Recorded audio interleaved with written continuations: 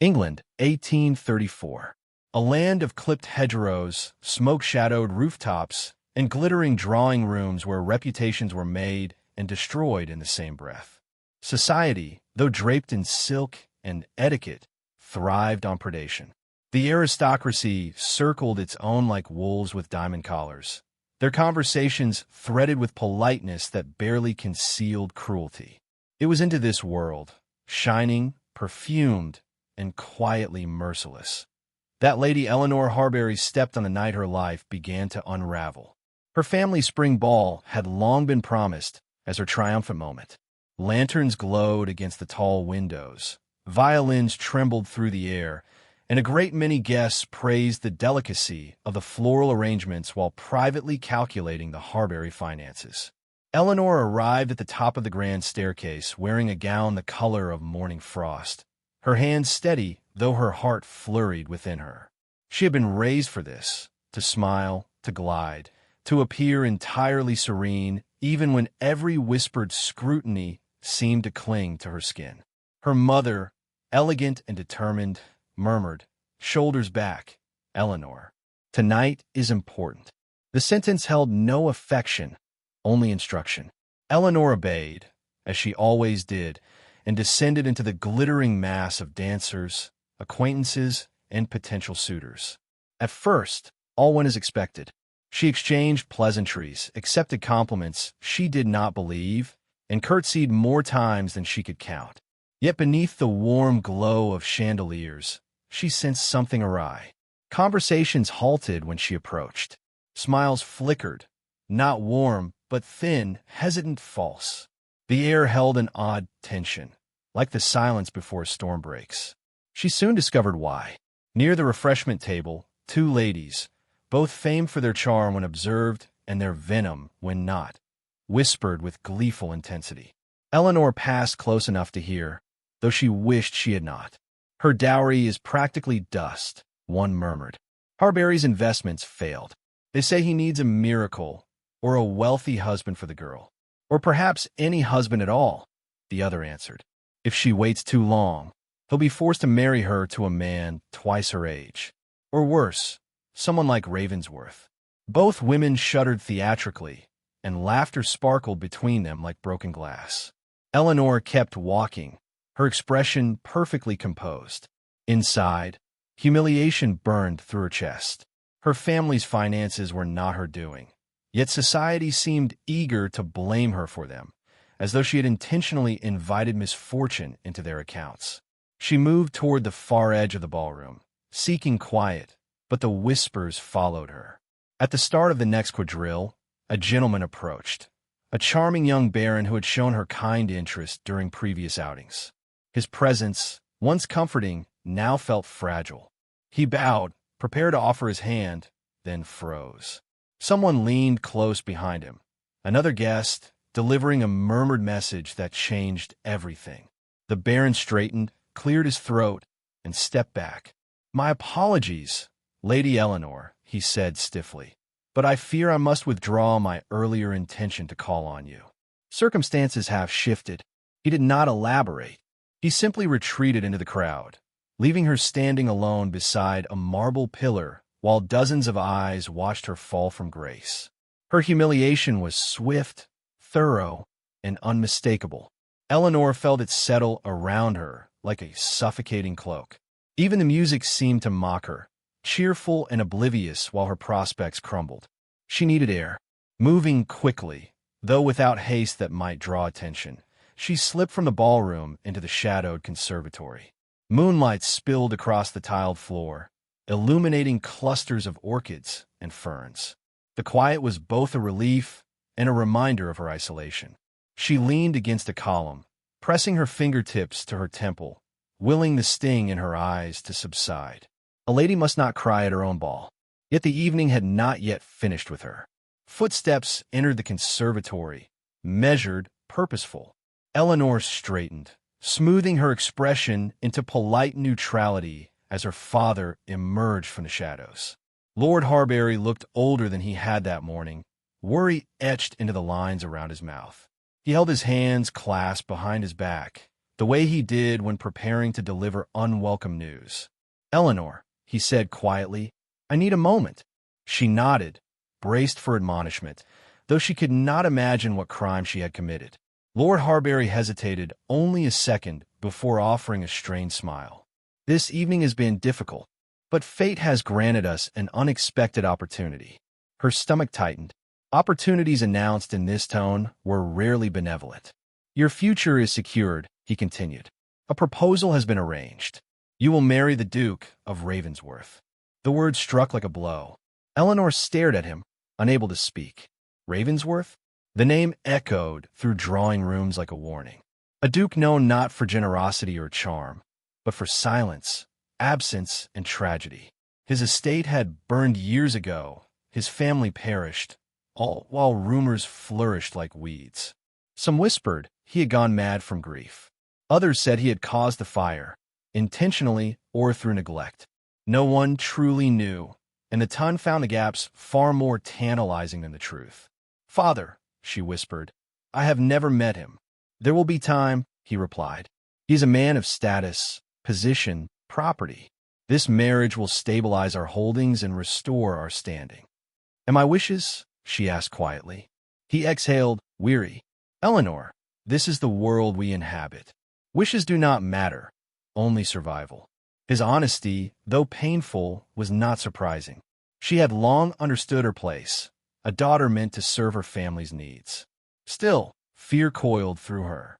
She pictured the Duke as society painted him: cold, severe, perhaps even cruel.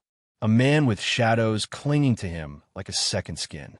A man no woman had dared to pursue, not even for the prestige of his title. She swallowed hard. "When was this arranged?" "Tonight," her father answered. "At his request." That startled her. His request. He has expressed interest for some months, but maintained his distance. "After observing you this evening, he made his decision known." "Observing me?" Eleanor felt a chill spread along her spine. Had he been watching her humiliation unfold? Had he seen her loneliness, her vulnerability, her defeat? Lord Harbury stepped closer, placing a hand on her shoulder, attempting comfort he rarely offered. "It is done, Eleanor. I need you to trust me." She wanted to ask how a union born from desperation and secrecy could ever lead to trust. But her father's expression, taut with strain, silenced her. She nodded, barely, and he departed with the same controlled steps with which he had arrived. Left alone once more, Eleanor's composure finally cracked. Her breath faltered, uneven. The conservatory blurred for a moment as grief and fear mingled into something sharp. Her life, once constrained but predictable, had veered suddenly into darkness. She moved toward the garden doors, pushing them open to step into the cold night. Fresh air embraced her, carrying the scent of damp earth and late-blooming roses. She walked along the gravel path, practicing the steady breaths expected of a lady who must not collapse under pressure. The moon cast long silver lines across the ground. Somewhere beyond the hedges, a carriage wheel creaked, a sound out of place at this hour. She paused, listening. Then she felt it, a presence, not close, yet unmistakably aware of her. She turned slowly, scanning the shadows near the manor. A figure stood partially concealed beneath an arch of ivy, a tall man, still as a statue, outlined only by the faintest trace of moonlight.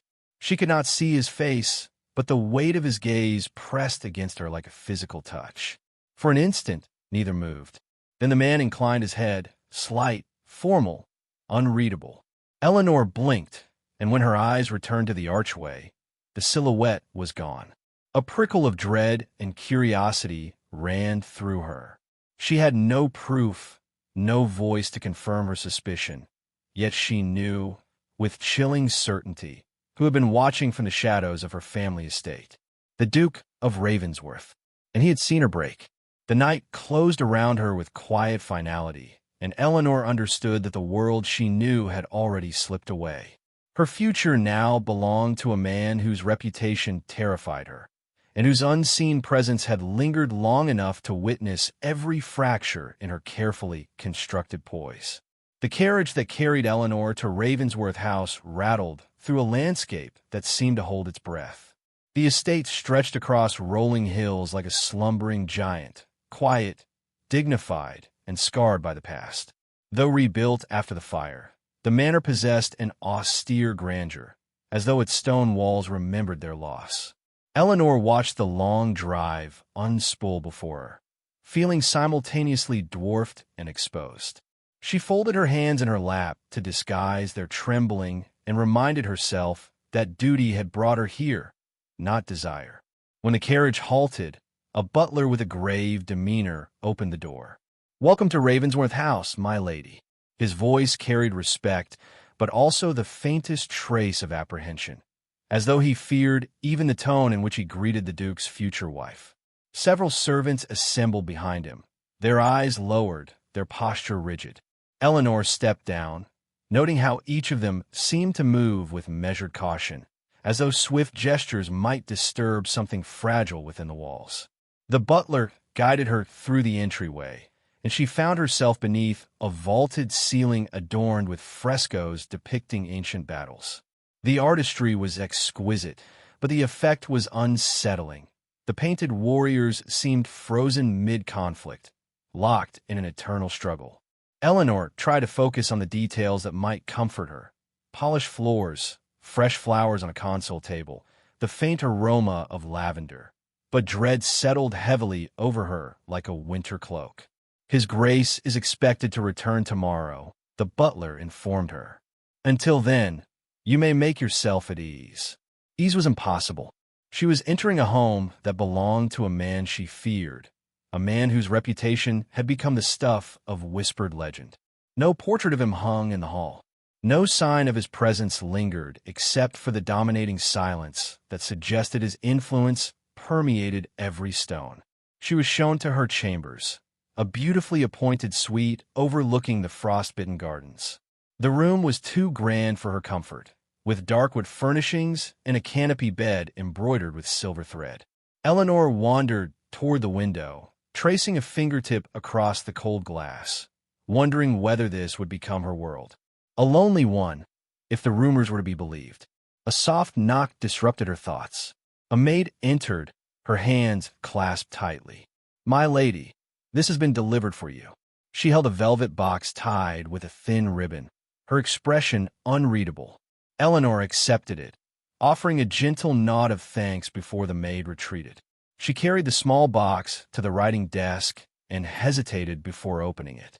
Inside, nestled on a bed of silk, lay a delicate gold locket. She lifted it, surprised by its unexpected warmth, and pressed the clasp. It opened easily. Within, preserved with remarkable care, rested a pressed winter rose, fragile, pale, and still carrying the faintest fragrance. Beneath it lay a small note in a precise hand: "For your courage." The words startled her more than the gift itself. Courage? What courage had she shown? Her engagement had not been bravery, but inevitability. Yet the Duke seemed to believe otherwise, if indeed the gift was from him. She stared at the locket for several minutes, unable to decipher the intent behind such tenderness when the world insisted he possessed none. The next day brought little improvement to her understanding. Servants treated her with courteous reserve but glanced nervously toward every sound, as though anticipating their master's arrival. When she inquired about his habits or preferences, they answered with careful neutrality. "His Grace values privacy. His Grace does not care for chatter. His Grace rarely entertains." Each statement drew a clearer portrait of the man she was to marry, not cruel, but unreachable, not monstrous, but solitary. A duke shaped by tragedy and held at a distance by his own household. Eleanor wondered whether she too would become part of that distance. By afternoon, she was summoned to a tea gathering hosted by a neighboring marchioness who wished to celebrate the happy betrothal. Eleanor knew better than to refuse. Her acceptance was met with polite smiles and pitying eyes, as though she were a lamb walking toward an uncertain fate. The gathering was exquisite: fine china, sugared violets, lemon biscuits, but beneath the lace and refinement lurked sharper flavors. Conversation flowed easily, until Eleanor became the subject, and then the tone shifted, subtle yet unmistakable. "Such a bold match," one lady murmured. "To marry a man who keeps so many secrets." "Indeed," another added. "But perhaps mystery is an acquired taste." A third leaned in, voice dropping. "I hear the Duke's temper is formidable. They say he once dismissed an entire staff for failing to keep his estate in order." "Ravensworth Hall changes people," someone else whispered. "No woman has stayed long." Eleanor felt the walls tighten around her. She kept her back straight, her cup steady, though beneath the table her fingers dug into her gloves.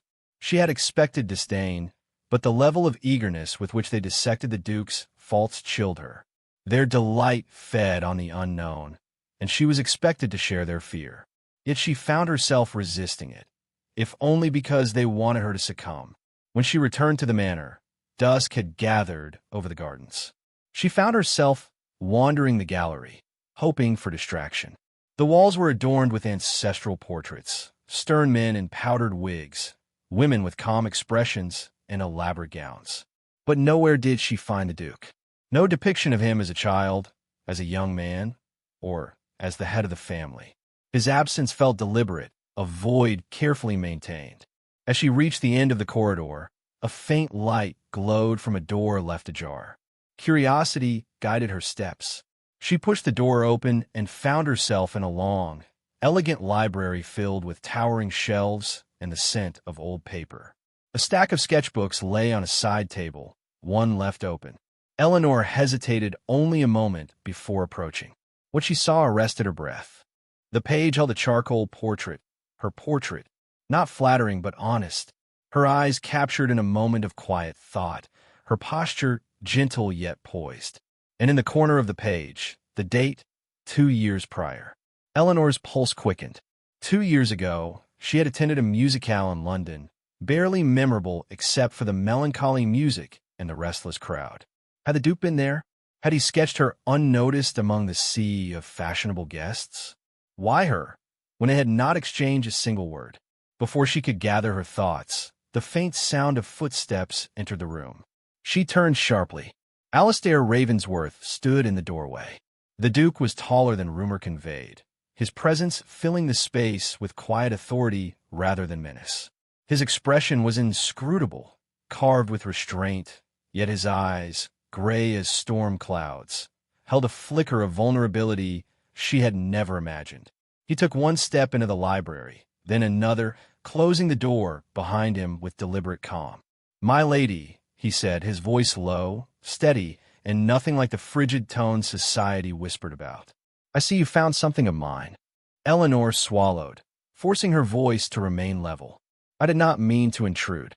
"You have not intruded," he replied softly. "You are to be mistress of this house. Nothing within it is forbidden to you." The statement should have comforted her, yet it deepened the puzzle of him. She looked again at the sketch, then back at the man who had drawn it. "You sketched me before we ever met," she said carefully. A shadow crossed his features, not embarrassment, but something deeper. "There are things you do not yet know of me," he answered, "and explanations that cannot be offered in haste." The air between them tightened, charged with questions she did not yet know how to ask, and answers he did not yet know how to give. The Duke approached the table, closing the sketchbook with a gentle but decisive motion. "When the time is right," he murmured, "you shall understand everything." His words, neither a promise nor a warning, left her breathless with uncertainty. He stepped back, offering a formal bow. "Until then, Lady Eleanor, I ask only for your patience." And before she could speak, he turned and vanished into the shadows of the corridor, leaving behind the silence of the library, the scent of old parchment, and the unmistakable sense that the man she feared was far more complicated than any rumor dared to admit. The morning after the confrontation unfurled like a slow, dragging ribbon of hours, each one weighted with more questions than I could bear. I woke with the brittle taste of resentment coating my tongue, a reminder that nothing had been resolved, only exposed. I lay in bed for several minutes, staring at the fissures in the ceiling, wondering how many fractures a life could survive before collapsing entirely. Even the light that filtered through the curtains seemed hesitant to touch me, as though aware that I was no longer the woman I had been just a day earlier. And perhaps I wasn't. Perhaps whatever had been holding me together had already begun to split long before I dared to acknowledge it. I forced myself out of bed, every step in negotiation between what I felt and what I needed to appear to feel. The hallway felt too narrow, too quiet, as though the walls had absorbed every whispered secret spoken within them. When I reached the kitchen, the first thing I noticed was the untouched mug of coffee at the edge of the counter. It was his favorite cup, the one with the chipped rim he always refused to throw away. Seeing it abandoned there made an unexpected sting rise behind my eyes. For a moment, I imagined him reaching for it, giving me the distracted half-smile that had become his default expression around me, and I hated how reflexively my chest tightened at the thought. But he wasn't there, and the silence he left behind was too full, too deliberate, as if he had planned it. I took the mug and placed it firmly in the sink, letting the clatter break the stillness. It echoed sharply, almost accusatorily. I didn't know if the anger I felt was directed at him, at myself, or at the way our lives had turned into a tapestry of unanswered questions. What I did know was that something had shifted in me when I saw that hidden message the night before, something irrevocable. By midday, the air felt suffocating, so I stepped outside, hoping the world could offer some clarity. The street was quiet, save for the distant hum of traffic, but even that felt muted.